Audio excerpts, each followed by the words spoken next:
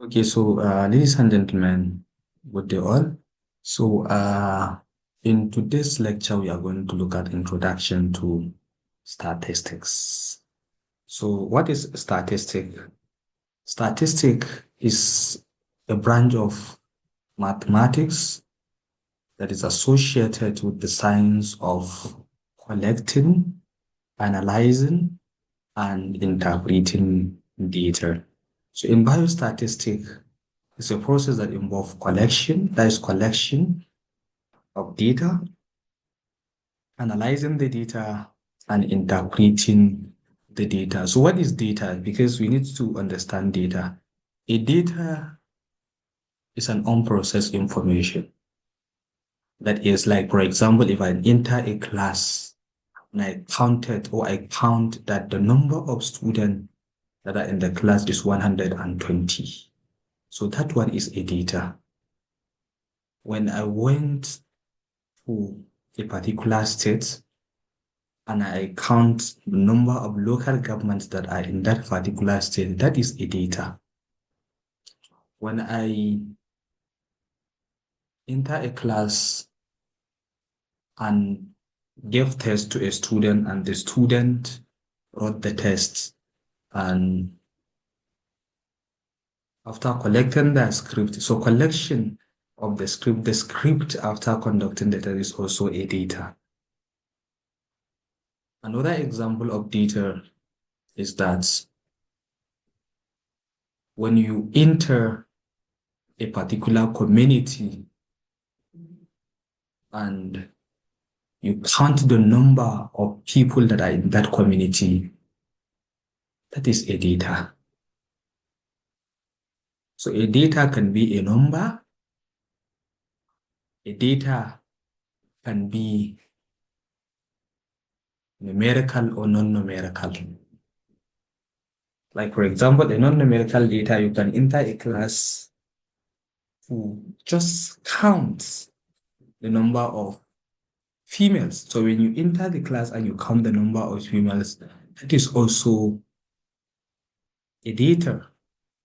When you have a balls, black, white, red, and you count the entire balls, or you count the red balls, it is also a data. But so that is what we mean by collecting data. So you go count the number of people in a class, count the number of people in a community, count the number of red balls. That is the collection of data.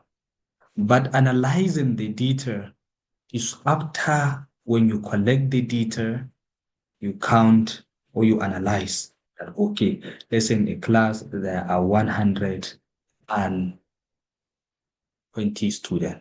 So how many are males? How many are females? You group them based on their ages. You group them based on their height. That is analyzing. So you are analyzing, okay, you calculate that, okay, in the class there are 100 students. So after you calculate that, okay, there are 120 students. So how many of the students are male? And how many of the students are female? And then what is the age range? The age range. What is the age range of the student? It is a statistic. What is the age range of the male in the class? So the age range of the male and the female. So when you are actually getting this, you are analyzing. Then after that, then you interpret. How do you interpret? Then you give a final conclusion from that particular data. That, okay, you can clearly say that, okay, that's, let's say, after you make all the necessary, or you collect the data, you analyze the data, and let's say in the class you have, let's say, 20, let's say 48 of the student are female. So if 48 of the student are female, so how do you interpret it? You can now say, okay, you want to calculate the percentage of female in the class. So you see this, you are trying to interpret.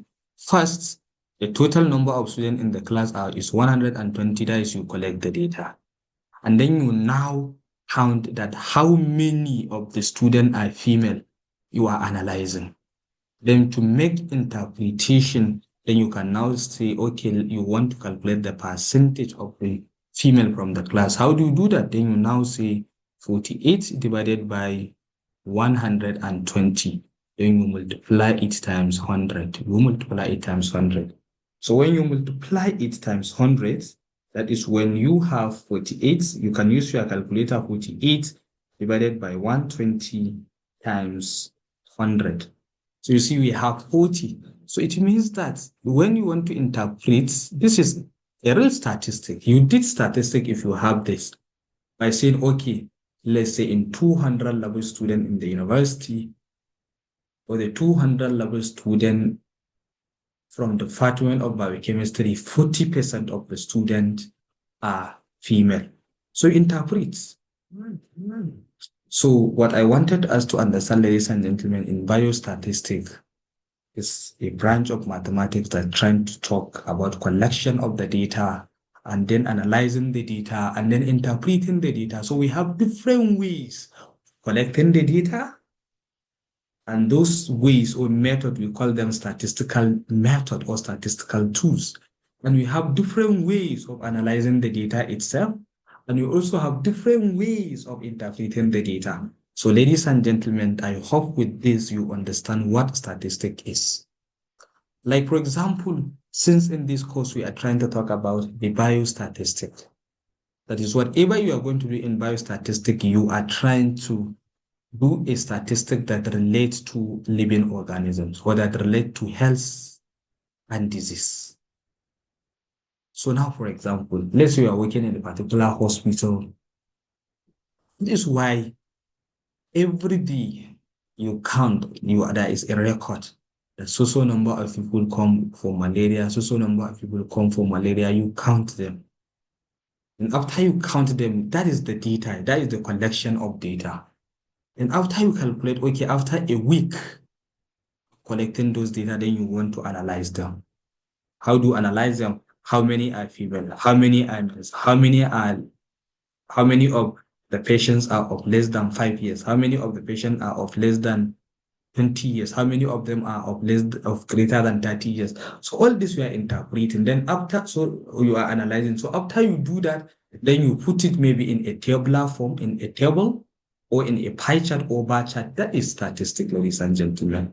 So I hope with this you understand that in biostatistics, it is a very, very interesting area where you need to understand what you are doing, because a biostatistic is an area of life sciences and medical sciences where you can use it to conclude about a data. So that is why if you look at if you can remember what you are doing in the hospital, what you are doing in your classes, what you are doing is all about biostatistics. But the best thing is that whenever you are doing biostatistics, you try to understand which method do you use to collect the data. What actually method do you supposed to use to analyze it, and what are you going to use for the interpretation of the data? So it's very important. So now, biostatistics, it provides a tools for making informed decisions. So it is always trying to actually give an informed decisions. So it provides a tools. So you use a tools that will give you an informed decision before actually making any decision. Then you use a biostatistical tools. Okay, you don't just go and give guessing. So in guessing, in biostatistics, we don't guess. Although there are some situations where we have probability when the data is not certain. It's not certain. But mostly in biostatistics, what do we do? Whatever we are going to actually talk about, we do it statistically so that at least you have a clear evidence of why do you have this, why do you have this.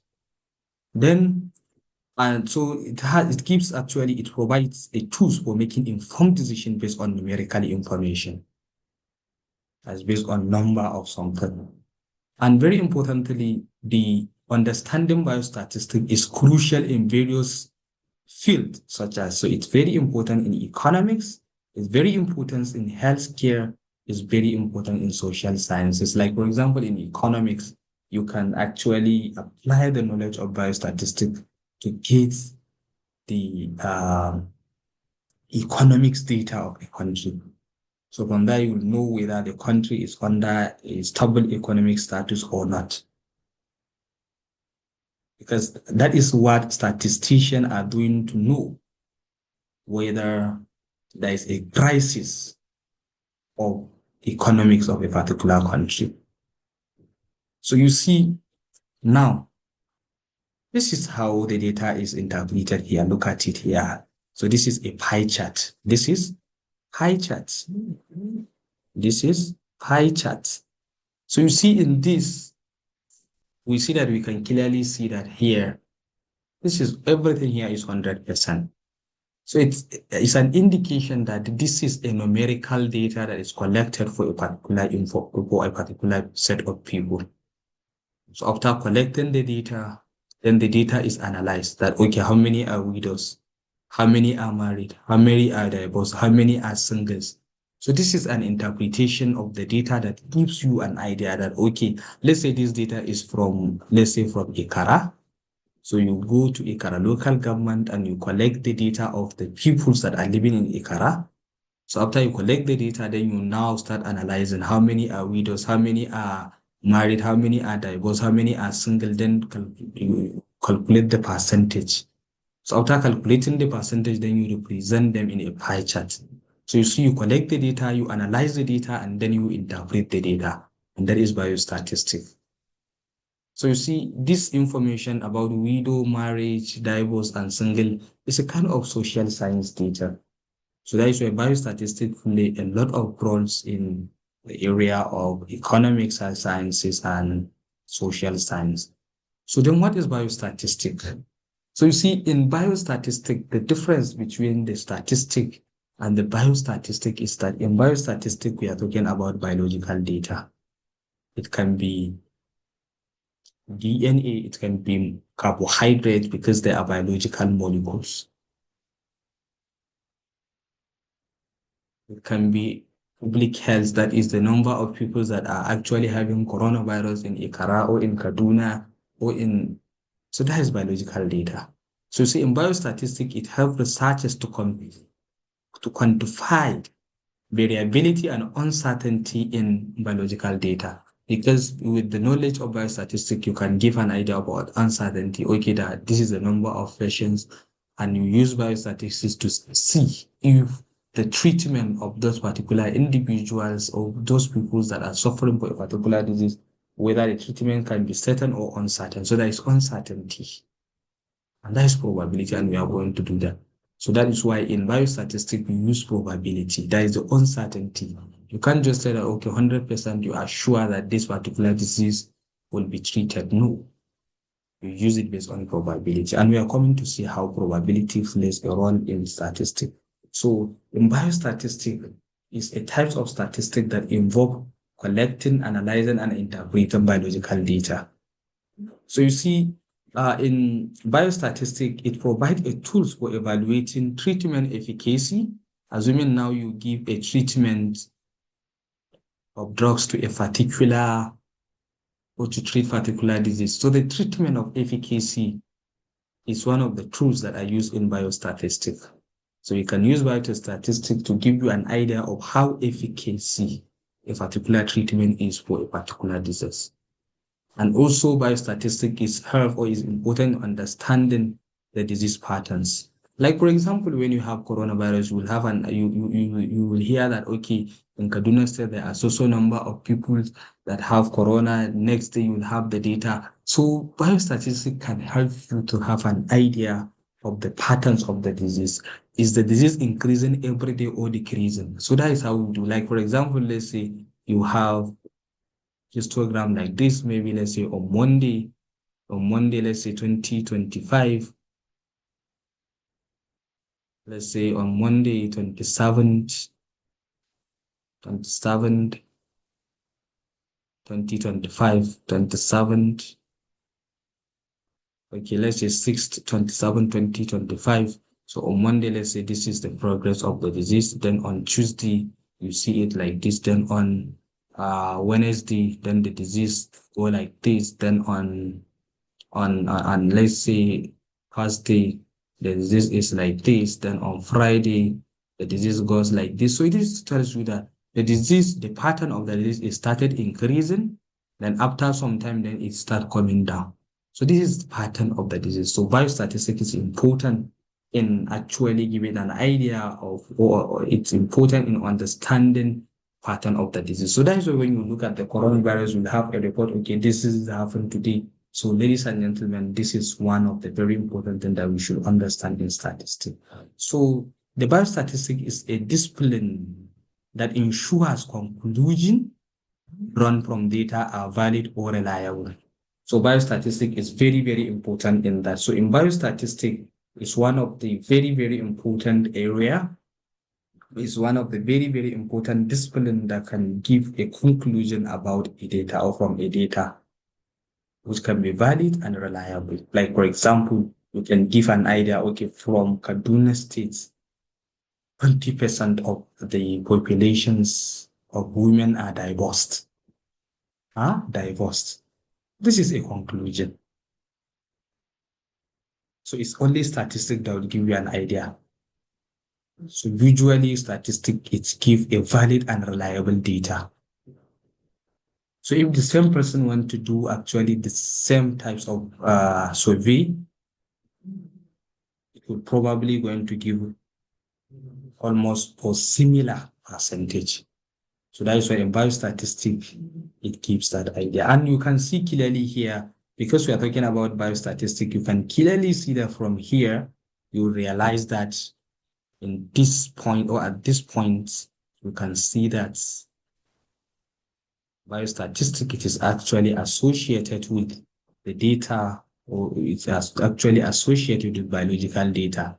Look at it here. It has lead with public health, environmental health, nutrition, treatment, biometry, physiology, healthcare, epidemiology, maternal child health, biomathematics, population health, biology, health and social behavior, and biotechnology. So you see, all this, if you look at this biostatistic, it is integrated with data that are from biological or that are associated with biological data. The nutrition of a particular individual, are they malnourished? How many are malnourished? How many are under nutrition? How many undergo overnutrition? So based on that, you can do that. The genetics, how many of the people come up with the sickle cell anemia in a particular population? That is biostatistics. How many of people have sickle cell anemia? How many of people develop malaria in the last 20 years in Nigeria? That is biostatistics. So then, we are now going to look at the types of biostatistics. So, ladies and gentlemen, there are two main branches of biostatistics. These two branches of biostatistics, of statistics, we have descriptive statistics and we have inferential statistics. So, in descriptive statistics is descriptive. So, it's just to give a description of a particular data. So, usually in descriptive statistics, the data are summarized through measures. So you see in descriptive statistics summarize data sets through measures such as mean, mode, range, and standard deviation. So in biostatistics, so in statistics or in descriptive statistics, is trying to summarize data sets using mean, mode, range, and standard deviation. So that is what descriptive statistics does. It's trying to summarize data sets. Like for example, let's say in a class, you have 120 students. So you can actually decide to calculate their average or their mean age. Like for example, okay, if you ask that what is the age of the students that are currently present in 400 level in biochemistry. So you can just actually summarize the data by mean. If you take the age of the individual student that are present in that class, then you calculate their mean. let's say they are 100, so you calculate their age and then you get them. So from there, you can say that, okay, averagely they are 30. So based on the mean, and you have that. So based on your mean, or based on the descriptive statistics, so you describe the detail. So it's just trying to describe, it's just description. It cannot tell 100% that is exactly what is actually happening. So it gives a range. So you can set averagely. So when you say something is averagely, it means that it's not certain, it's not exact. It means that something may actually come. And that is why we have even standard deviation here. So whenever you calculate mean, you also calculate the standard deviation of the mean. And from there, it will give you the idea of the variability. Like, for example, if you had mean and you calculate standard deviation and the standard deviation is 0, that means that the student from that class have that exact age. But whenever you calculate mean and you calculate the standard deviation and you add them and you realize that in the standard deviation is not equal to 0, so that is to tell you that there is variability in their age. So in descriptive statistics, we use mean, mode, range, and standard deviation. So inferential statistics is also another branch of statistics. What this statistic does is use sample data to make predictions or inference about a larger population. So, ladies and gentlemen, in inferential statistics, it is like a representative statistic because you cannot work with the entire population. You can't say that you are going to know or you are going to work with the population of Nigeria. No, you can't do that. So that is why you need representation. So in biostatistics, you cannot work with the whole data. You cannot work with the whole population. Rather, you use or you select samples and use them. Like, for example, now you want to work with the student of ABU's area. ABU's area has many students. Let's say 100,000, for example, 100,000. So can you work with 100,000 students? No, you cannot. But you want to get an idea of the student from the university, you can now actually count the number of the departments that are in the university or the faculty. So you can go each department and get, like, let's say 1 student or 2 students from each department. So from there, you can have a discussion with them. So those 2 students can be representative of the entire department. They can be representative of the entire department. So those 2 students that are selected in particular department, we call them sample. That is the sample of the student from the Department of Biochemistry, because you cannot work with all students from the university. So if you can get those representation from each department, so that is actually inferential statistics. So from those samples of 2 students from each department, you can get them on. You can collect data from individual students, from those 2 students from each department, and you can have let's say you want to actually assess the performance of the student of Ahmadu Bello University's area. So with two students, you can get the information of the performance of the student from the Department of Biochemistry, 2 students from biology, 2 students from medicine, 2 students from nursing. Then you can get them. After you get them, then you compile the data from each department. You put them in a table, you analyze the data, and then you interpret the data. And from there, you can have an entire representation. So that is why you call it sample. So based on that, you can actually give a conclusion, because you cannot work with the entire population. Rather, you work with the representation. So in inferential statistics, that is a statistic that trying to draw conclusion. So it uses sample data to make predictions or inferences about a larger population. So now let's look at the examples here. As we said, we have 2 types of statistics. We have descriptive statistics, we have inferential statistics. So in descriptive statistics, it's divided into 2. Descriptive statistics comprises of measure of central tendency.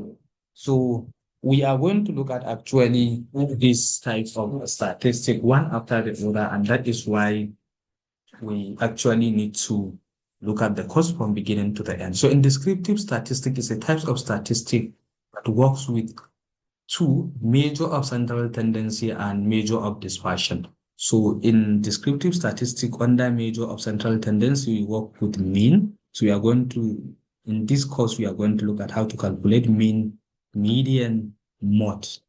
And then we also have measures of dispersion still under descriptive statistic, where we are going to work with one, range, variance, and the standard deviation. So in this course, we are going to look at how to do all this calculation, how to calculate mean, how to calculate median, mode, range, variance, and standard deviation. And then under inferential statistics, we also have hypothesis testing and regression analysis. So you see under inferential statistics, we use a sample to draw a conclusion, or you use sample data to make predictions or inference about a larger population. So in these types of sample data for making prediction about a larger population, so we use hypothesis testing and regression analysis. So ladies and gentlemen, please understand this. Descriptive statistics, we have measures of central tendency and measures of dispersion. And then under inferential statistics, we have hypothesis testing and regression analysis. So then, let's look at the descriptive analysis more closely. So in descriptive statistics, it helps to organize and present data in a meaningful way. So usually in descriptive statistics, whenever we do descriptive statistics, we try to organize and present data in a meaningful way. So that is why you see common descriptive measures that use in descriptive statistics. We have central tendency, variability, and distribution shift. So as we said, so these are the kinds of the common descriptive measures that we use in descriptive statistics. We use it to check the variability of a data, how varied the data is. Let's say you collect data in Ikara and you collect data in Zaria. So if you want to check the variability of the data between Ikara and Zaria, then you use descriptive statistics. So then now, how do you visualize all the tools that we use to visualize descriptive statistics? So usually visualization tools in descriptive statistics, we use charts and we use graphs to enhance understanding of the data patterns. So you can use graphs, charts, tables, or descriptive statistics. So you should get that. So these are actually examples of the tools. Ladies and gentlemen, please, I'm advising you don't misuse this opportunity, because it is very, very, very important to understand this concept of descriptive statistics. One, why do we need this descriptive statistic? It summarizes, or it gives you a summary or a description of a particular data. And it helps to also organize and present data in a meaningful way. So what do you use to visualize those descriptive data? So we use chart, graphs, and table. So you see, as we said, under type, so we have types of descriptive statistics, as we said, measure of variability. So these are the measure of variability. There are statistical methods that can be used to see how variable one data is with one another, like the data from Ikara and Kaduna, or the data from, let's say, Kaduna State and Kano State, and we want to measure how variable the data is. Let's say the number of widows in Kaduna and Kano. So you use measure of variability to see how the data differ from Kano and Kaduna. So what are those types of measures? So you can calculate standard deviation, variance, and range to give you an idea about that. And then for the measure of central tendency, then we use mean, mode, and median. So then the next thing is inferential statistics. So in inferential statistics, it allows researchers to draw conclusion from data. So you use data, so you use sample data to draw conclusion because you cannot work with the entire population. It's not easy to do that. So you collect sample, that is, you collect some people, and then you use that to actually draw your conclusion. So what are the method or tools that are used in inferential data? We use hypothesis testing, we use confidence interval, and we use regression analysis. So these are the tools that are used in inferential statistics. So whenever you are doing any kind of statistic, the first time look at your data. Is that data going to be actually be interpreted using hypothesis testing, or you use confidence interval or regression analysis so you understand that? So, inferential statistics is a branch of statistics that helps to determine the likelihood that the result generates or that the result get from the sample data can be generalized to a population. So that is what we do in statistics. So make sure when you use a sample that is some people, like for example, look at it, ladies and gentlemen. This is the entire population. So in inferential statistics. So you see in inferential statistics apply on a sample of a population, of the population. So you see here you have, this is the entire population and you cannot work with all of them. So you select some of them. So those people that you selected from the entire population, we call them sample because they are representing the entire population. So the appropriate conclusion regarding the population's future. So you can use these samples to draw the conclusions about the entire population because you get them from the entire population. So they are the representatives of the population. So then the next thing, what are the data collection methods? What are the methods do we use to collect data? So data can be collected through various methods. You can use surveys. Like you can go to entire population and get survey. What is survey? Like for example, you can go to the class and in the class you can, count how many are doing chemistry, how many are doing physics, how many are doing biology. That is survey. And from the experiment, you can take drugs, administer it into rat. Maybe the rat is already been induced with diabetes. So you have rat induced with diabetes. So you can give them, let's say, drugs A and drugs B, and you treat them with these two drugs. So you can check which of the drugs is more efficacy, has the most efficacy. So this is how to collect data. So from there, you can see, do they have, or are all these drugs treat the disease? If yes, so which one treat or which one have the highest efficacy? So this is actually how to collect data from experiment. So from survey, from experiment, or maybe observational studies. Maybe you just go to somewhere and you observe, okay, this thing is happening here and this thing is not happening here. That is observational studies. So there are different ways that you, even through interview, you can interview someone, you can get data. You can discuss with the student, you can get data. You can discuss with your supervisor, you can get data. So that is actually some method that I use for collecting data.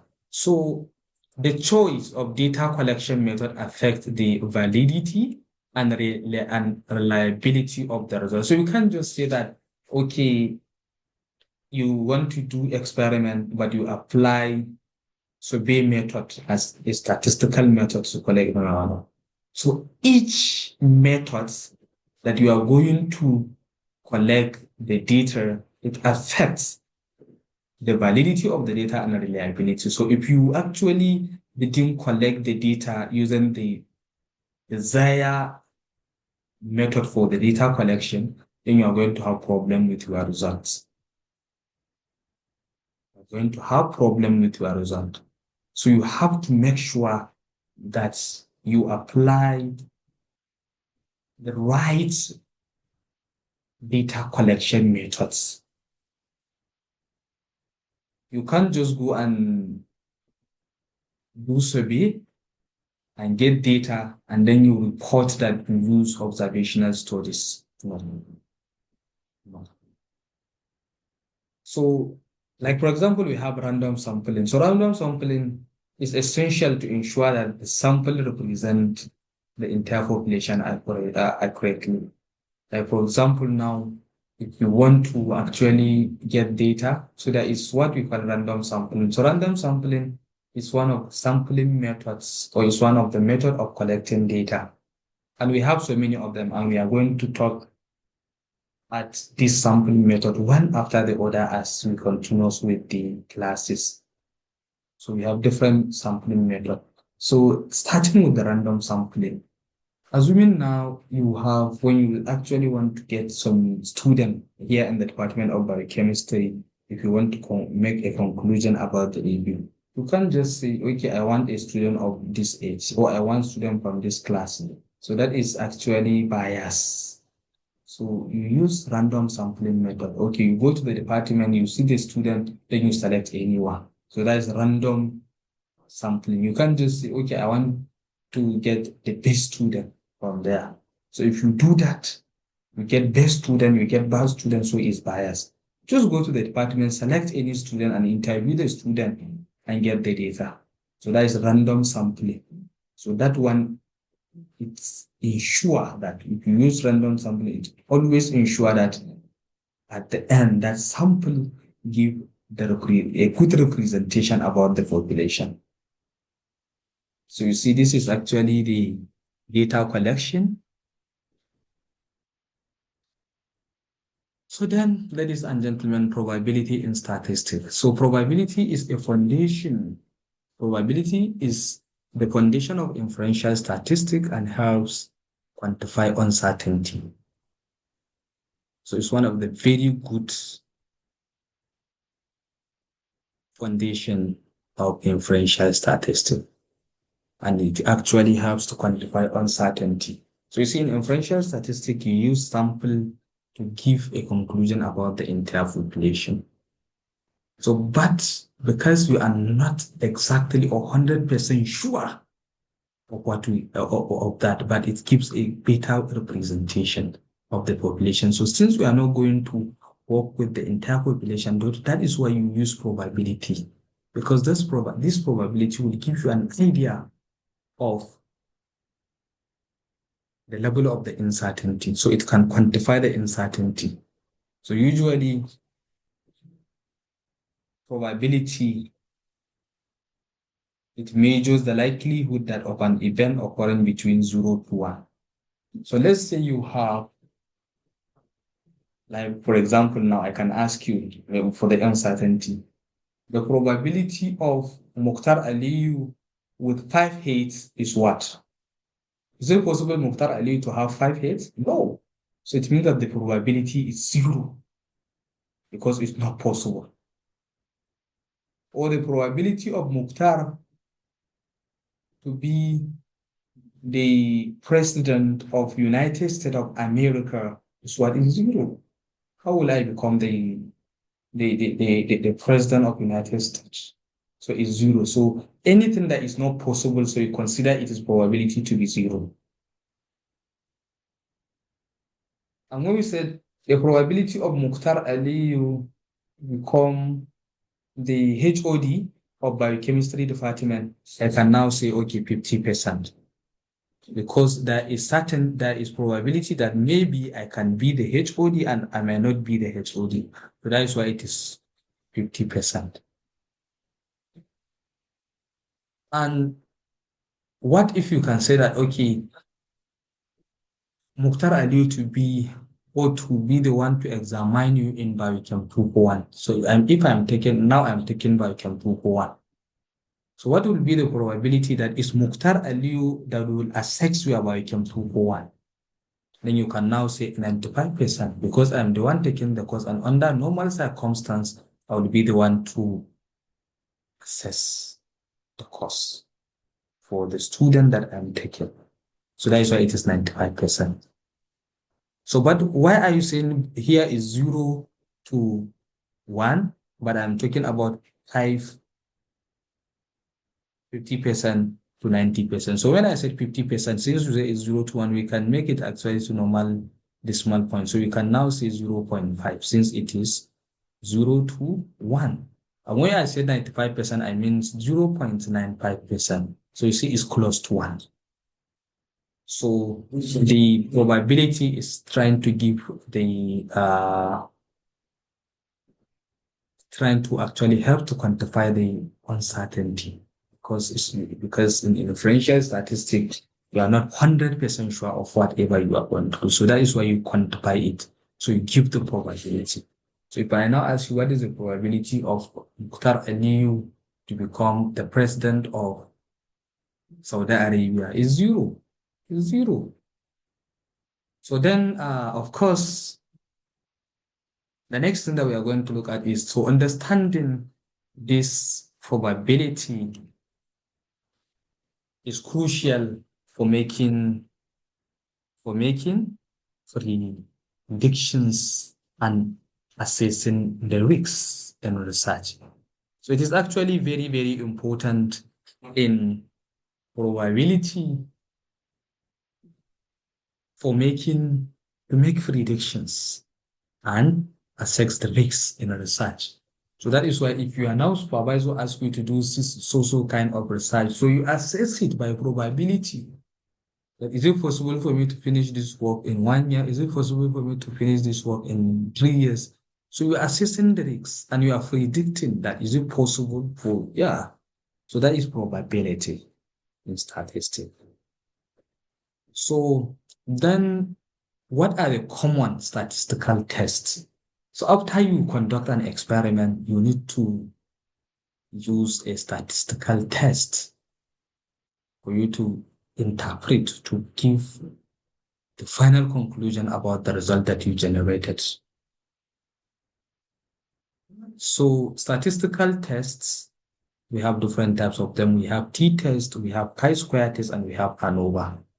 And these t-tests that are used to analyze data. So we use these types of tests to analyze the data. So after analyzing the data using these statistical tests, then you interpret that. So these tests, they can help to determine if there are significant difference between groups or variables. So if you have two groups, let's say you do an experiment where you have two different groups, group A and B. So to determine the differences, the significant differences between those two, we use this statistical test. And it depends on the number of groups. If the groups are only 2, you can use t-tests. And if the groups are only 2, you can use t-tests. And if the groups are 3, you can use ANOVA. And for the chi-square, you can use it for association. Let's say you have group A and B, so you want to check if there is association between those two groups. So you use chi-square. So this is actually some of the statistical tests. And as we are doing the classes, ladies and gentlemen, we will see how we are going to play around with all these statistical tests. So choosing the correct statistical test is essential to ensure accurate result and conclusion. So that is why when you collect your data for you to analyze your data, you need to use a correct statistical test.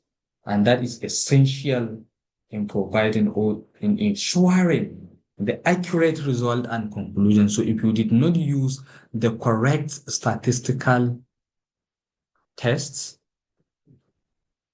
there's probability your result is going to be inaccurate and you cannot draw a conclusion. So you see, these are the common statistical tests you can see.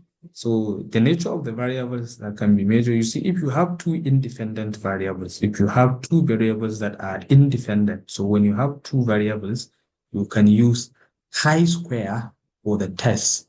So chi-square as x square, you can use this chi-square to see if there is any association between two independent groups.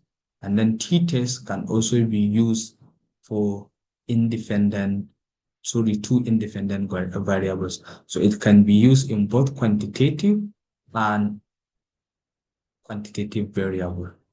And then if you have two related groups, two groups that are related, two groups that are related. So for the two independent groups, you use standard t-test. So if the two groups are independent of one another, so you use you use student t-test. But if the two groups are related, you can use chi-square test and paired t-test. But if you have more than two independent groups, if you have more than two independent groups, you are going to use ANOVA and chi-square. So a chi-square can be used to measure